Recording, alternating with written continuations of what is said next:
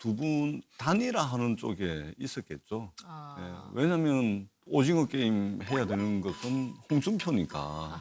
예, 그래서 이제 박근혜 대통령하고 이제 윤석열 당선자가 만났을 때 예. 유영하 후보를 대동을 시킨다든지 대선했죠. 이 뭐냐면은 단일화에 대한 메시지인데. 그러니까 윤 당선자가 자기를 안 도와줬던 사람 다 날리는 거다. 오징어 게임. 예, 그 오징어 게임이면 대구에서는요 충분히 단일화시킬 수 있습니다. 어떻게 해요? 아니, 예를 들어서 유영하로 단일화시킨다. 그럼 김재원 후보한테 줄 수 있는 게 많아요. 정부에 자리가 많잖아요.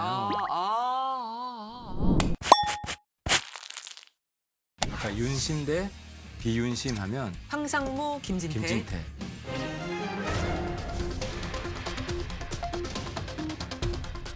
황상무 전 KBS 앵커 단수 공천에 김진태 전 의원이 단식까지 하면서 결국 경선을 치른 강원도는 대선 공신끼리의 대결이었습니다. 황상무 전 앵커는 대선 언론 전략 기획단장을 맡았고 김진태 전 의원은 이재명 비리 국민검증특별위원회 위원장으로 선거를 도왔습니다. 정말 우여곡절 끝에 또 이렇게 본선에 오르게 됐으니 이제 한번 정말 멋진 승부, 도민들의 선택을 한번 받아봤으면 좋겠습니다. 이 구도에서는 윤심을 황상무 후보가 받았어요. 실제 측근이고 예. 굉장히 윤심 가까이 없다더니 지냈고 뭐 또 윤심 받았다 그러네. 아니 그러니까 윤 측근이 하는 거죠. 같은 윤심이라도 활용할 수 있는 기본 캐파가 능력이 되는 분이 있고 김은혜 의원이 그걸 잘 활용을 한 거고 본인의 기본 용량이 크지 않으면 어려워요. 아하. 그러면 강원도는 윤심이 작용하려다가 실패한 거다 이렇게. 아니 그러니까 잘 활용을 못한 거지. 사실 6070 당원들이 김진태 후보를 좋아합니다. 태극기 당원들이라고 하는 분들이 좋아하는데 그분들이 그럼 윤심이 걸려 있다고 그 황 후보한테 갈까요? 지금 줄 세우기 하면요, 그리 다 줄 세우고 있을 거예요. 당협위원장들은. 그러니까. 그래서 내 말은 당원들이 자발적으로 이야기 좀 자기 짧게 의사를 합시다, 투표를 짧게. 하는 거지. 아니 그러니까 윤심이 황상무 후보한테 갔죠. 근데 김진태 후보하고 경선을 시키게 되면 이게 정치 신인이기 때문에 윤심이 관철이 안 되니까 김진태 후보를 컷오프를 시켜버린 거예요. 근데 거기에 이준석 당대표가 이걸 공심위에서 다시 뒤집어 엎어버린 거죠.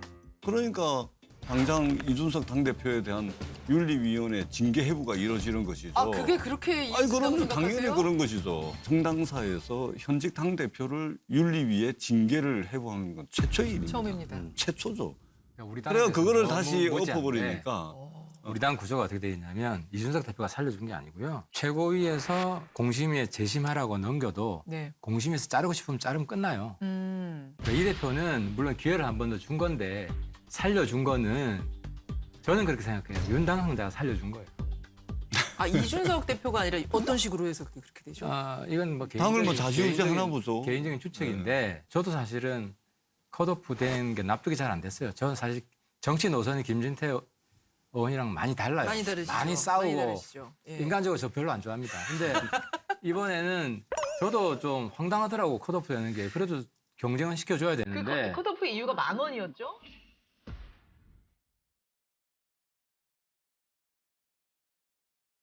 이 5.18 문제에서만큼은 우리 우파가 결코 물러서는 안 된다고 생각합니다.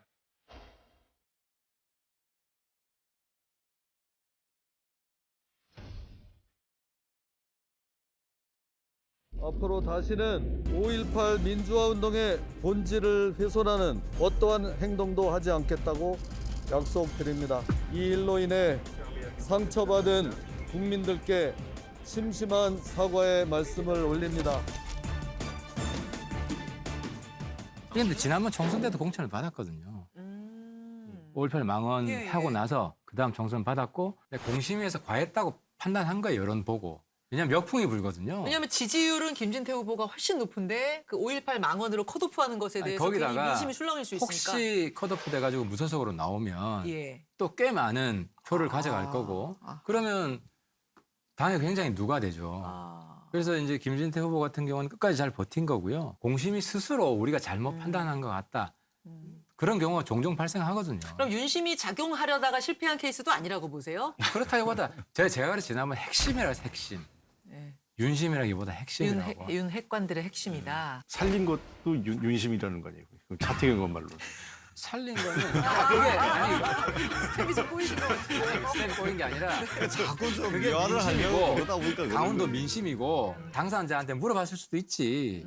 우리 그러면은 경쟁 국민들의 붙여주려고 정치 인력 그랬겠죠. 수준이 굉장히 높아. 아니, 그러니까 내 말은 있는 거 있는 그대로 윤 봐야지. 후보가 자꾸만. 아주 세밀하게 이렇게 간섭하지 않는다는 거죠. 크게 간섭하죠. 세밀하게는 안 돼. 크게 선 굵게.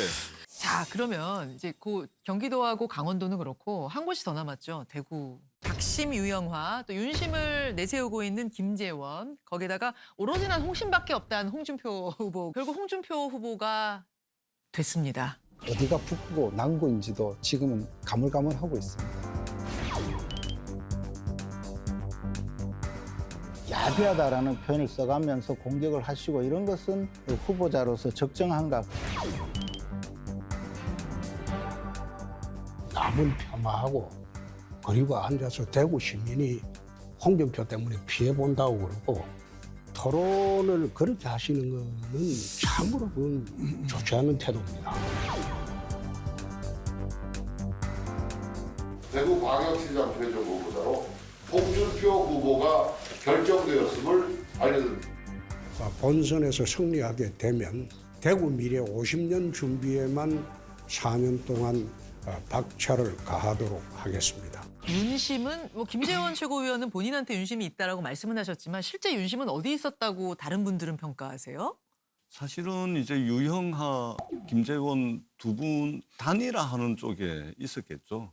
예, 왜냐하면 오징어 게임 해야 되는 것은 홍준표니까. 예. 그러니까 이제 반홍연대를 아마 구상을 했을 겁니다. 아니 근데 왜 홍준표 의원은 윤 당선자가 아니 유승민 대표하고 생각하세요? 똑같은 거죠. 함께 경쟁했던 사람들 얼굴 보기 싫다는 거죠. 예. 얼굴 보기 싫다. 그래서 아마 반홍연대가 이루어지기를 바라고. 그래서 이제 박근혜 대통령하고 이제 윤석열 당선자가 만났을 때 예. 유영하 후보를 대동을 시킨다든지. 계속했죠. 이게 뭐냐면은 단일화에 대한 메시지인데.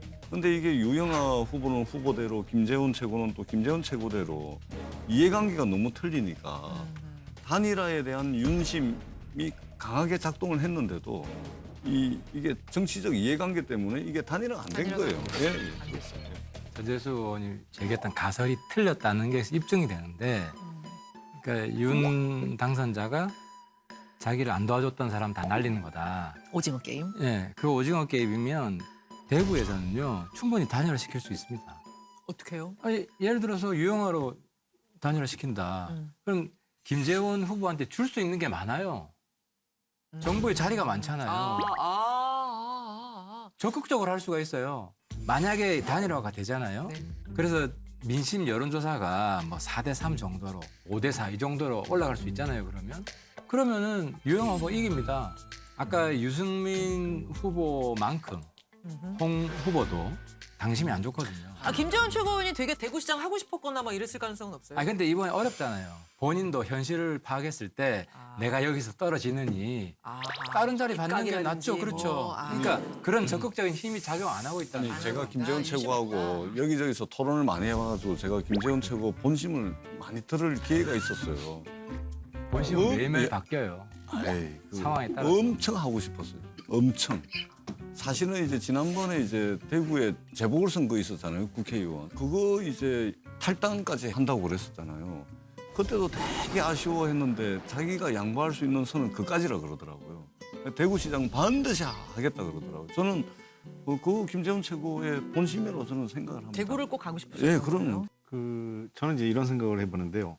홍준표 의원이 지금 국민의힘에서는 어찌됐든 가장 대중적 인지도도 높고 자기 지지 기반을 확고히 가진 정치인 중에 하나입니다.